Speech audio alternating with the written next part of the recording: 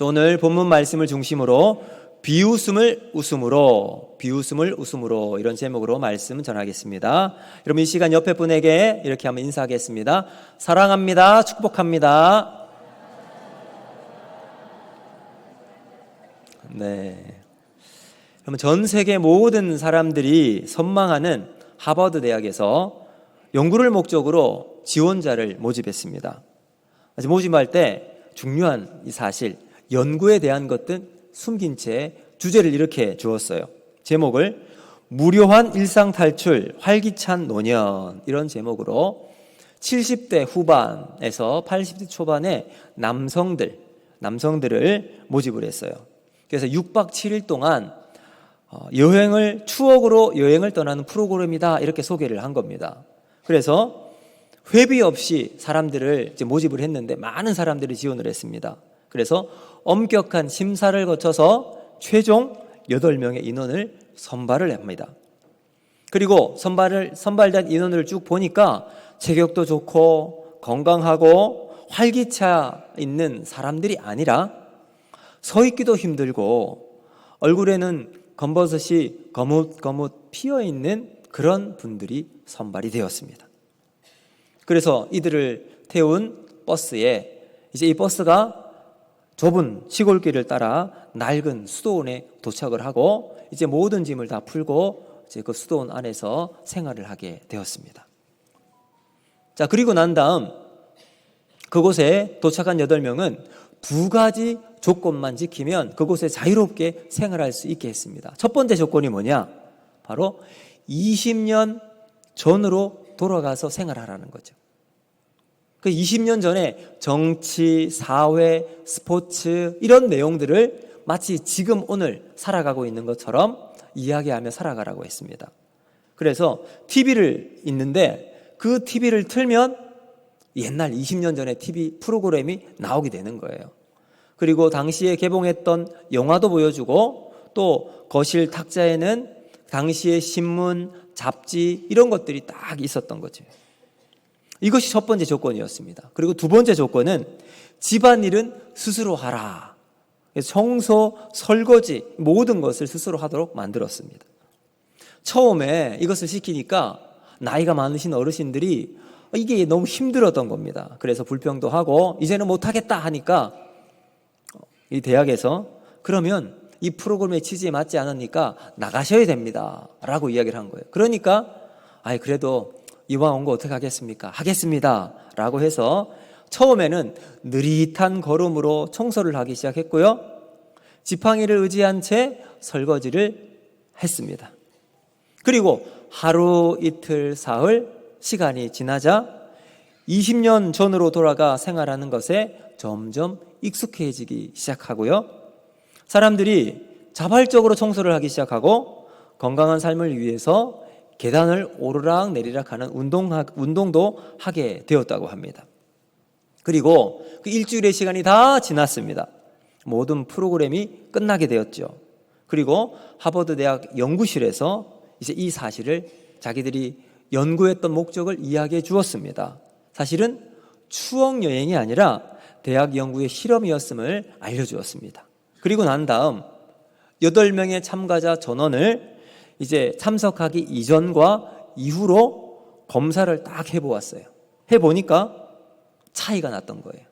시력, 청력, 기억력, 지능, 힘, 악력 이것이 월등하게 하고 난 다음이 실험하고 난 다음에 뛰어나게 되었다는 것을 발견하게 되었습니다. 자, 이 실험이 주는 목적이 무엇이었을까요? 나이는 숫자에 불과하다라는 거예요. 그래서 인생은 마음먹기에 달려있다라는 말이 이 실험을 통해서 알게 되었던 겁니다.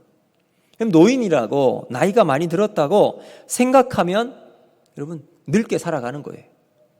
근데 여전히 삶의 의지력을 가지고 긍정적인 마음으로 살아가면 지금보다 훨씬 건강하고 활기찬 삶을 살아갈 수 있음을 이 실험이 보여주었던 겁니다.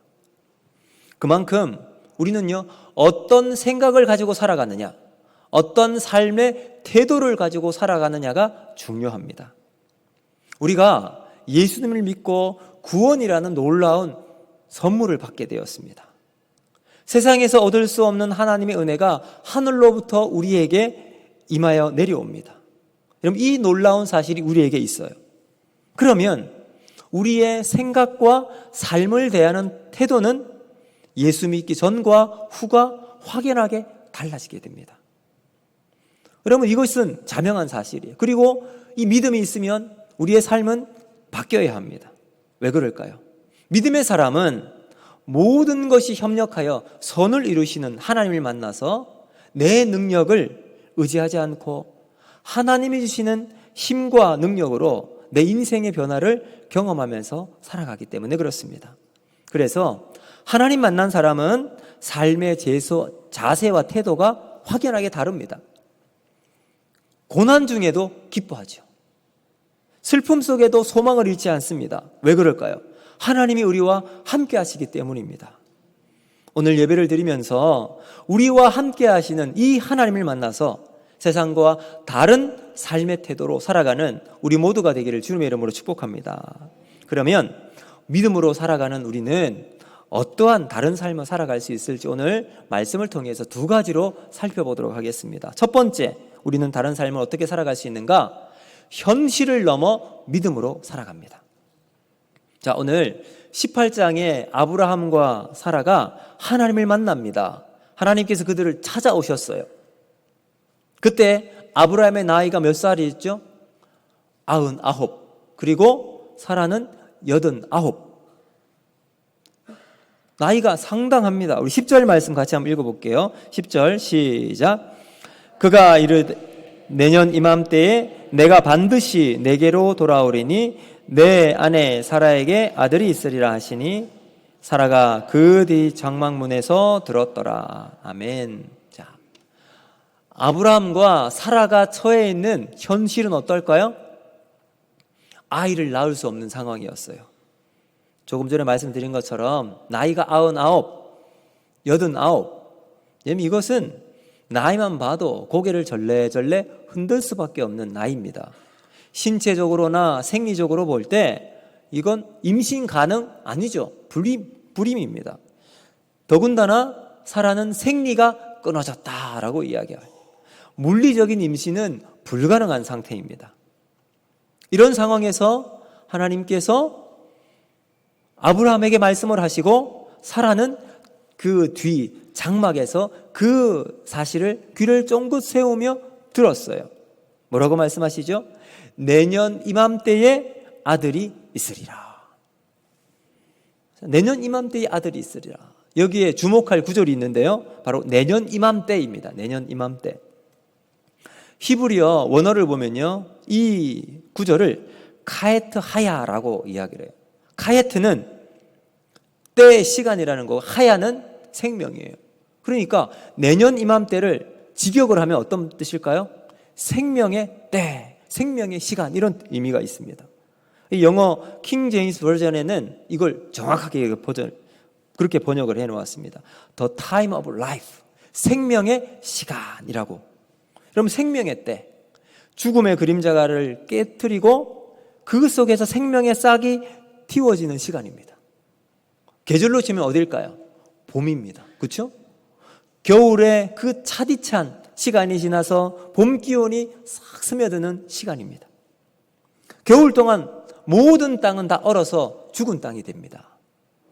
그러다가 봄이 되면 봄 기운으로 온 세상이 덮이게 되었고, 그러면 땅 속에 묻혀 있었던 이 씨앗이 따뜻한 봄 기운으로 거기에서 싹이 트기 시작합니다. 그리고 생명이 나타나기 시작하죠. 이것이 바로 생명의 시간, time of life예요. 자, 그런데 사라의 현실을 한번 볼게요. 아무리 봄이 온다 하더라도 사라의 태는 더 이상 생명, 잉태할 수 없는 몸이에요. 다른 사람에게는 봄이 될지 모르지만 봄 내음으로 온 세상을 파릇파릇하게 변화가 일어나고 싹도 트겠지만 사라에게는 봄이 찾아오지 않습니다. 겨울에 얼음장같이 차디찬 사라의 태는 생명의 기운을 찾을 수가 없습니다. 얼어붙은 태는 생명을 잉태할 수 없기 때문입니다. 여러분, 이런 상황에 하나님께서 말씀하시죠. 내가 반드시 내게로 돌아오리니. 여러분, 전혀 기대할 수 없는 사람에게 가능한 것처럼 바람을 막 불어넣으면 그것은 소망이 아니라 오히려 더 깊은 절망의 코너로 그 사람을 몰고 나간 형식과 똑같습니다. 예를 들어서 지금 고3 학생이 시험을 봤는데 이 막 성적이 밑바닥에 있어요. 그런 학생을 앞에 두고 야, 너 조금만 열심히 하면 서울대 갈 수 있겠어. 열심히 해봐. 이런 말을 들은 그 학생은 어떤 마음이 들까요? 그럼 이거 칭찬과 격려가 아니라 받아들이는 그 학생에게는 야, 혹시 나를 놀리고 있는 것이 아닌가라는 생각이 들 수 있겠지요. 그래서 사라에게 아들을 주시겠다는 하나님의 음성은 오히려 사라 자신을 더욱 비참하게 만들 수 있다는 겁니다. 그래서 여러분, 이러한 아픔과 상처를 받지 않도록 사라는 자신 나름대로 방법을 만들어냅니다. 이것을 방어 기제라고 이야기할 수 있는데 그것이 바로 웃음이라는 것이었습니다. 자, 아들을 낳으리니 이 말을 들은 사라가 웃음으로 이 상황을 그냥 넘어갑니다. 여기에 사라의 웃음은 어떤 의미가 담겨 있었을까요? 기쁨과 환희의 웃음이 아니라 어처구니 없는 상황을 맞이하면서 나오는 허탈한 실소의 웃음이에요. 그냥 피식 웃으면서 넘어가 버리는 거죠. 사라가 뭐라고 속으로 웃으면서 이야기하죠? 나도 늙었고 남편도 늙었는데 무슨 소리를 하십니까? 지금 자신의 나이가 89번의 봄을 맞이해 봐왔지만 자신의 인생에는 단 한 번도 봄이 찾아오지 않았어요. 인생의 즐거움, 인생의 봄을 한 번도 맛본 적이 없는 사라. 그녀에게 남은 것은 쓰디쓴 인생의 이러한 어려움이었습니다. 하나님, 지난번 남편 아브라함에게 찾아가서 약속의 자식을 주시겠다고 말씀하셨는데 벌써 25년이 지났습니다. 한 번 속지 두 번 속겠습니까? 더 이상 저를 비참하게 만들지 마십시오. 이런 의미가 이 웃음 속에 들어 있습니다.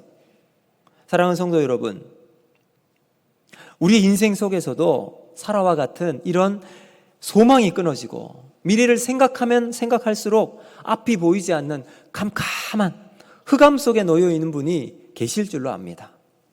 이때 우리에게 필요한 것이 바로 믿음입니다. 현실의 두꺼운 장벽, 이 장벽 속에 우리가 갇혀 있을 때 우리는 우울증이나 공황장애 같은 참 현실을 벗어날 수 없는 어려움을 우리가 당하기도 합니다. 여러분, 이 두려움과 절망의 벽을 뛰어넘을 수 있는 은혜가 무엇이 있을까요? 그것이 바로 믿음입니다. 믿음이란 현실 너머에 있는 세상을 이 세상으로 끌고 오는 자석과도 같은 거예요. 현실은 지금 암담합니다. 앞이 보이지 않아요. 캄캄합니다. 그런데 현실 너머, 그것을 너머에는 문제가 다 해결이 되고 너무나도 아름답고 행복한 세상이 펼쳐져 있어요. 그런 현실 너머의 세상을 우리가 사는 이 땅, 이 세상으로 끌고 잡아당기는 힘이 바로 믿음이라는 거예요. 그래서 히브리서 11장 1절은 이렇게 말합니다. 우리 같이 한번 읽어볼까요? 히브리서 11장 1절 시작. 믿음은 바라는 것들의 실상이요 보이지 않는 것들의 증거니. 아멘. 여기도 똑같이 말씀하죠. 믿음은 바라는 것들의 실상이요. 지금 내 현실은 너무나도 힘들지만 이것을 믿음으로 끌고 오는 거예요. 이것이 바로 믿음입니다. 자, 이것을 신학적으로는 믿음을 계시 수납의 소원 이렇게 말을 합니다. 하나님께서 우리들에게 구원의 진리를 우리에게 주셨습니다. 그런데 이 하나님의 구원은 우리 인간의 지혜로는 머리로는 이해할 수가 없어요. 그래서 하나님께서 우리에게 주신 것이 뭐냐 하면 믿음이라는 거예요. 그 믿음을 통해서 하나님이 주신 구원의 진리를 우리가 우리 인간의 머리로 이해할 수 있게끔 주신 겁니다. 그래서 믿음의 손을 딱 내밀면 하나님께서 구원을 우리에게 주셔서 우리가 하나님의 자녀가 될 수 있도록 만들어 주신 겁니다. 하나님은 우리에게 믿음이라는 놀라운 은혜를 주셔서 하나님을 알 수 있도록 하시고 구원의 길을 열어주셨습니다. 스위스의 어떤 순교자의 이야기가 있는데요. 이 순교자는 자신의 믿음을 지키다가 화형대에 올라서게 되었습니다.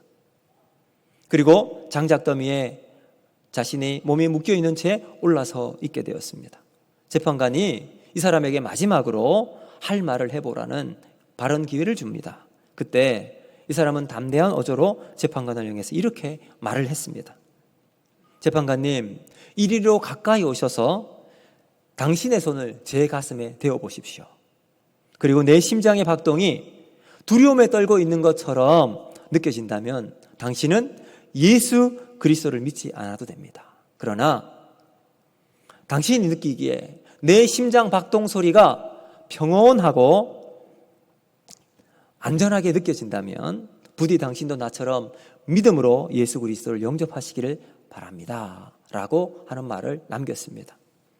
그리고 재판관은 그 소리를 듣고 그 사람에게 다가가서 자신의 손을 가슴에 대어 보았습니다. 그는 소스라치게 놀라게 되었습니다. 마치 잠을 자는 어린아이와 같이 이 사람의 가슴 박동 소리가 평온하고 잠잠했기 때문입니다. 물론 이 순교자는 그 후 화형을 당해서 죽게 되었어요.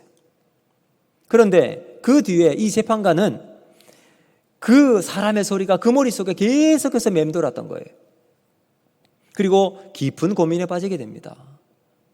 아니, 어떻게 죽음의 순간 이 사람의 마음이 그렇게 평온할 수가 있었을까? 그리고 고민과 고민 끝에 그는 결론을 내리게 됩니다. 그 힘은 영원한 하나님 나라를 바라보는 믿음에서 오는 것이다. 그래서 결국 이 재판관은 마음의 문을 열고 하나님을, 예수 그리스도를 영접하는 삶이 되게 되었습니다. 사랑하는 성도 여러분, 우리가 믿음의 눈을 열고 세상을 바라보게 되면 새로운 세상이 우리에게 열리게 될 줄로 믿습니다.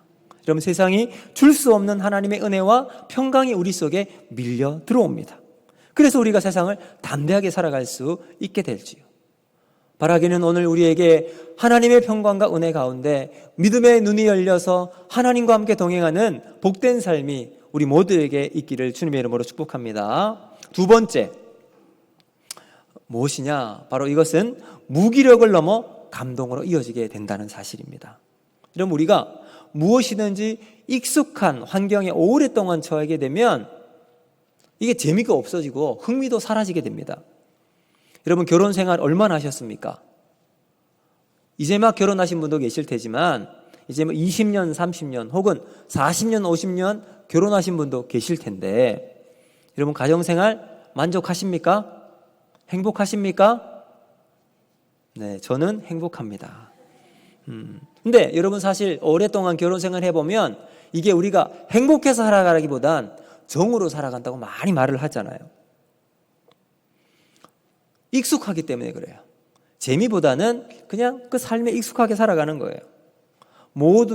모두가 고대하고 꿈에 그리던 그림 같은 집을 장만하고 난 다음 그 집에 살면 얼마나 기쁘겠습니까?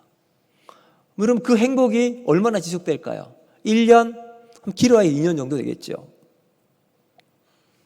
그러면 그 이후의 삶은 그냥 그 살아가는 환경이 너무나도 익숙하고 평범하게 변하게 됩니다. 제가 전에 살았던 사택은 정말 넓었어요. 한 60평, 70평 정도 되었습니다.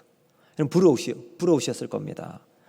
근데 그 현관에서 거실로 가는 복도가 쭉 있었는데 한 10m 정도 됩니다. 놀라지도 않으시네. 안 살아보니까 그러시죠. 한 10m 정도 되는 길을 딱 걸어가면요, 여러분, 사실 지칩니다. 걸어가는데 숨이 헉헉거리면서 걸어가서 거실 소파에 앉아있게 됩니다. 처음엔 그랬어요. 그런데요, 조금 시간이 지나니까 익숙합니다. 아무렇지도 않게 됩니다. 여러분, 우리가 신앙생활 할 때 가장 경계해야 될 것 중에 하나가 바로 뻔한 생활입니다. 무기력함이라는 거죠. 오늘 본문 속에 아브라함과 사라를 한번 보실까요? 기대감은 사라지고 항상 똑같이 반복된 일상 속에서, 익숙함 속에서 기쁨과 놀라움은 그들의 삶 속에 다 사라지고 말았습니다. 여러분, 사라의 반응을 한번 보십시오. 12절 말씀 같이 보겠습니다. 있습니다. 시작. 사라가 속으로 웃고 이르되 내가 노쇠하였고 내 주인도 늙었으니 내게 무슨 즐거움이 있으리요. 아멘. 사라가 뭐라고 말합니까? 나는 늙었다. 내 남편도 늙었다. 나에게 무슨 낙이 있겠습니까? 인생을 다 살고 난 다음 이제는 미련도 후회도 없이 자신의 삶을 살아가고 있어요. 그래서 흘러가는 시간을 감흥 없이 살아가고 있습니다. 그래서 사라가 내뱉는 이 언어의 패턴들 한번 보십시오. 부정적인 언어들이 계속해서 쏟아지고 있습니다.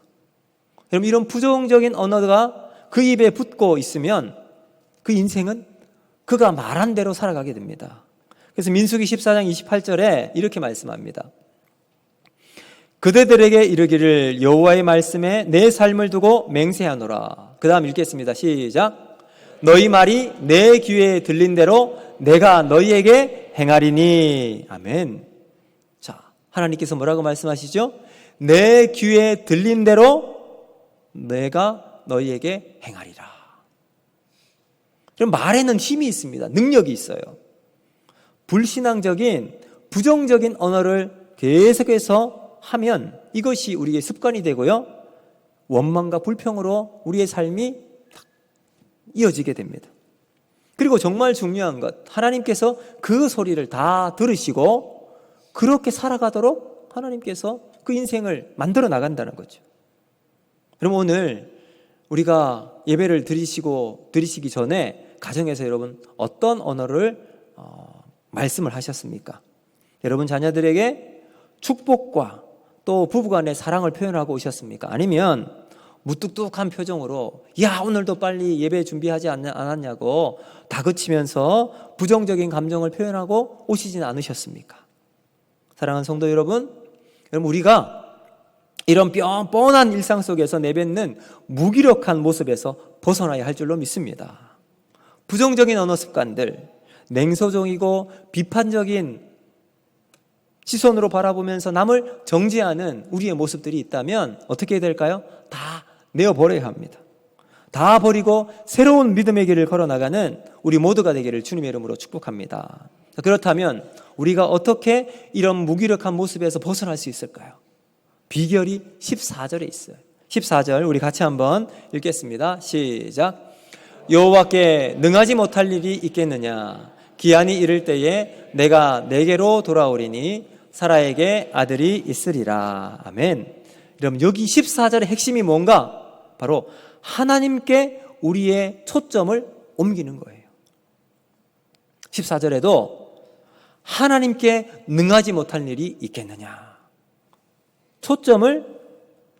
능력의 초점을 사라에게 두는 것이 아니라 누구에게 둡니까? 하나님께 두는 거예요. 이것이 믿음의 비결이라는 겁니다. 여러분, 믿음은요, 나의 시선에서 하나님의 시선으로 옮기는 것이 믿음입니다. 내 중심에서 하나님께 내 중심을 옮기는 거예요. 이것이 믿음이라는 겁니다. 여러분, 하나님께 시선을 옮기고 중심을 이동하게 되면 그때 우리에게 보여지는 세상은 내가 이전에 보았던 세상과 다른 세상이 되는 거예요. 왜 그런지 아십니까? 그 믿음이 우리에게 들어오면 우리에게 새로운 영적 시각이 확보되기 때문에 그래요. 내가 지금까지 보았던 세상은 마치 이것만큼 좁게 보았다면 영적으로 믿음이 들어오게 되면 우리의 영적 시선이 이만큼 넓어지게 되는 거죠. 우리가 차를 타고 다니면 블랙박스를 요즘 다 달고 있습니다. 이 블랙박스가 좋은 것은요, 화각이 넓어요. 그래서 사고를 당하거나 어떤 일이 벌어지게 될 때 넓은 화각을 가지고 있는 블랙박스에는 사각지대가 없습니다. 그럼 사진도 마찬가지예요. 좋은 렌즈는 화각이 넓어요. 그래서 아주 넓은 화면을 이 렌즈에 다 담아서 아주 멋진 사진을 찍을 수 있게 됩니다. 여러분, 사라가 믿음의 눈이 가려져 있었을 때는 자기가 중심이었어요. 자기가 문제를 해결하는데 초점을 두고 있었습니다. 그래서 자기 눈에 들어오는 것이 전부였어요. 그래서 자기가 할 수 있는 나름대로 최선을 다하는 것이 무엇이었어요? 웃음으로 그냥 넘어가는 것이었습니다.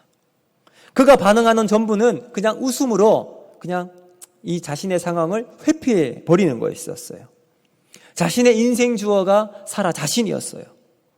그래서 12절 다시 한번 보십시오. 강조가 어디 있는지 한번 보십시오. 사라가 속으로 웃었고 내가 노쇠하였고 내 주인도 늙었으니. 그럼 초점이 어디 있어요? 다 자기에게 있어요. 사라 자신, 자기 남편 다 자기에게 있어요. 그런데 하나님께 시선이 옮겨지면, 중심이 이동하면 14절에는 여호와께 능하지 못한 일이 있겠느냐. 여러분, 이거예요. 핵심은 바로 시선이 이동하는 거예요. 삶의 중심을 하나님께 옮기는 데 있습니다. 하나님의 인생의 주어가 되는 삶을 살아가는 우리 모두가 되어야 할 줄로 믿습니다. 믿음의 눈이 열리게 되면 일어나는 현상이 뭔지 아세요? 삶의 주어가 하나님께 이동하게 됩니다. 주어가 하나님이 되는 거예요. 여러분, 하나님이 우리 인생의 주어가 되면 똑같은 세상을 살아가지만 다른 세상을 꿈꾸고 하나님이 보여주시는 세상을 살아가는 능력이 우리에게 들어오게 됩니다. 믿음이 우리 속에 생기게 되면 세상이 보지 못하는 것 볼 수 있는 힘이 생깁니다. 듣지 못하는 것 듣게 되고요, 깨닫지 못하는 것 깨닫는 은혜가 우리에게 펼쳐지게 되는 거예요. 여러분, 이것을 성경은 지혜라고 이야기합니다. 여러분, 그래서 평범한 일상을 살아갈 때는 그냥 매일 똑같아요. 반복적인 삶을 살아가면 재미도 없고 흥미도 없어집니다. 그런데 이 평범했던 우리의 일상이 하나님의 은혜 가운데 우리의 영적 시선이 넓어지게 되면요, 놀라운 세상으로, 감격으로 가득 찬 일상으로 바뀌게 되는 거예요. 마치 여러분 사춘기에 있는 여고생들, 여러분 한때 그때가 있었잖아요. 그때 바람만 불어도 이마에 흩날리는 이 머리카락만 보아도 여러분 까르르 하고 한박 웃음이 터지고, 또 어린아이들 한번 보세요. 오늘도 예배 드리고 있는 어린아이들, 여러분 그냥 까꿍 한 번만 해보세요. 그러면 막 자지러지듯이 웃잖아요. 이유가 뭘까요? 새롭기 때문에 그래요. 평범함이 새로움으로 바뀌게 되면 여기에 변화가 일어납니다. 놀라움은 감격으로 또 감탄으로 연결이 되는 거죠. 여러분, 이런 현상이 믿음의 눈을 가지고 살아가는 사람들에게 똑같이 일어납니다. 새로운 영적인 세상을 우리가 발견하게 되면 우리의 삶 속에 여러분 감격의 세포가 다시 깨어나게 되는 거예요. 감탄과 감격이 우리 속에 터져나오게 되는 거예요. 여러분, 제가 이 예를 한번 들어보겠습니다. 열왕기하 6장을 보면 엘리사가 나오는데요, 엘리사가 아람 군대의 공격을 받게 됩니다. 그래서 도단 성이 포위가 되었어요. 이 도단에 엘리사가 살고 있었습니다. 그래서 엘리사의 비서가 아침에 일찍 일어나서 문 밖을 나가보니까 아람 군대가 주위를 막 빽빽하게 진을 치고 있는 거예요. 그래서 재빨리 엘리사에게 찾아가서 이 사실을 보고를 합니다. 열왕기하 6장 15절 말씀인데 우리 같이 한번 읽어보겠습니다. 열왕기하 6장 15절 시작. 하나님의 사람의 사환이 일찍이 일어나서 나아가보니 군사와 말과 병거가 성읍을 에워쌌는지라. 그의 사환이 엘리사에게 말하되 아, 내 주여, 우리가 어찌하리이까 하니. 아멘. 여러분, 이 비서의 눈에 보여 있는 상황은 너무나도 절망적이었어요.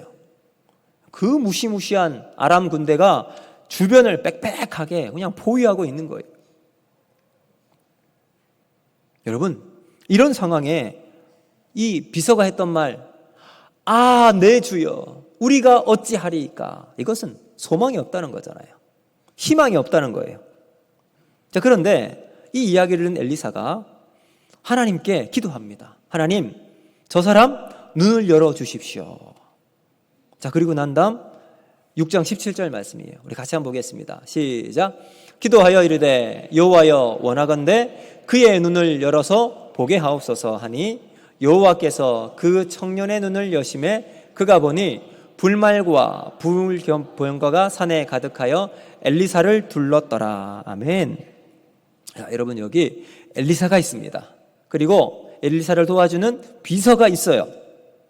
그들은 똑같은 시간, 똑같은 공간에 있습니다. 똑같은 세상을 살았지만 보는 것이 달랐어요. 보는 것이 달랐어요. 믿음의 눈이 열린 사람과 믿음의 눈이 닫혀 있는 사람. 닫혀 있는 그 사람은 환경만 보게 되었어요. 그 주변을 에워싸은 아람 군대가 보였습니다. 그러나 믿음의 눈이 열려 있었던 엘리사는 그 너머에 하나님의 인도하시는 놀라운 역사적인 사건을 보았어요. 하나님의 천사가 불말과 불병거로 에워싸고 있는 모습을 보게 되었어요. 그러면 두려움이 있을까요? 없어요. 두려움을 넘어서 하나님이 함께 하시는 놀라운 이 사실에 감격하게 되는 거죠. 사랑하는 성도 여러분, 우리도 삶의 초점을 하나님께 두어야 할 줄로 믿습니다. 보이는 세상과 내 앞에 놓여 있는 엄청난 어려움은 우리에게 암담하게 만듭니다. 내 힘으로 해결할 능력을 우리는 어느 누구도 찾을 수가 없어요. 그렇게 내 눈으로 보니까 이것은 다 절망적인 거예요. 해결할 수 있는 힘도 보이지 않고 그냥 꺾여버리게 됩니다. 그런데 믿음의 눈이 열리게 되면 똑같은 세상을 살아가지만 하나님이 보여주시는 세상을 꿈꾸고 살아갑니다. 그러면 내 안에 잠자고 있던 하나님의 은혜의 세포가 다시 한번 꿈틀거리며 살아 숨쉬기 시작합니다. 그러면 어제와 다른 오늘이 우리에게 펼쳐지게 됩니다. 전혀 다른 세상을 보고 우리 안에 하나님이 함께하여 주시는 놀라운 은혜 가운데 감격하며 하나님이 주시는 감동 가운데 우리가 새로운 세상을 살아갈 수 있게 되는 거예요. 이것이 믿음인 줄로 믿습니다. 여러분, 오늘 하루 예배를 통해서 하나님이 주시는 이 은혜를 경험하며 살아가는 우리 모두가 되기를 주님의 이름으로 축복합니다.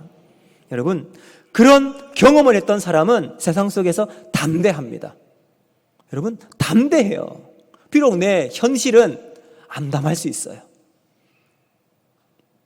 막혀있는, 그리고 칠흑같이 어두운 이 세상 속에서 내 혼자 살아가는 것 같습니다.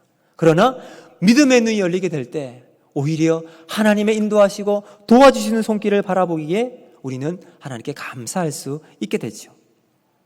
여러분, 이번 한 주간 동안 이 믿음의 눈이 열려서 주님과 함께 동행하는 우리 모두가 되기를 주님의 이름으로 축복합니다. 그러면 하나님을 더욱 의지하게 되고요, 믿음으로 신뢰할 수 있는 삶이 우리에게 펼쳐지게 됩니다. 이것이 바로 은혜입니다. 이제 말씀을 마치도록 하겠습니다. 어제 우리 유치부와 유초동부 성경학교가 무사히 잘 마치게 되었습니다. 유초동부 우리 성경 캠프를 대구에서 했는데 이제 제가 일과를 마치고 금요일 날 대구를 갔습니다. 차를 타고 2시간 정도 걸려서 갔는데 이제 로비에 도착하고 가보니까 이제 우리 아이들이 한두 명 보이기 시작하더라고요. 봤는데 이 아이들이 교회에서 보는 표정과 다르더라고요. 얼굴은 환히 웃으면서 저를 맞이해 주는데, 야, 이 아이들이 뭔가 안에 은혜가 있구나라는 생각이 들었습니다. 그래서 사실은 저녁만 먹고 이제 아이들 인사하고 간식을 주고 돌아오려고 했어요.